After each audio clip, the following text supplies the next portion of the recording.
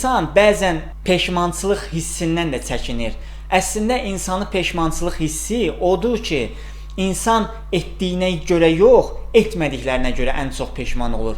Bu bir statistika aparılıb, insan ölüm əyağında, yəni insanlardan ölüm əyağına müsahibə alırlar ki, ən çox nədən peşmansan və belə nəticəyə gəlirlər ki, insanlar elədiklərinə görə yox, eləmədiklərinə görə peşman olurlar. Yəni insan risk etmir və müəyyən yaş keçir, 50, 60, 70, o yaşdan sonra insanların çoxu peşman olur. Yəni düzdür, bizdə yaşlı nəsil arasında da bəzən o fikirlər var, yəni beyni oturmuş fikirlər var ki, onlar çoxu etiraf eləməkdə çətinlik çəkilir. Düzdür, bəziləri də etiraf edirlər ki, kaş vaxtında nəsə bir risk eləyərdim, öz işimlə, istədiyim işin dalınca gedərdim. İndi təbii ki, müəyyən yaş keçir, onlar düzdür, indi həyat davam eləyir. Onda da nəsə bir eləmək olar. Çünki bəzi indi düşüncə tərzləri var ki, ona imkan vermir və yaş da öz sözünü deyir deyə insanlar nəsə yeni bir iş qurmaqdan, yeni bir risk etməkdən çəkinirlər.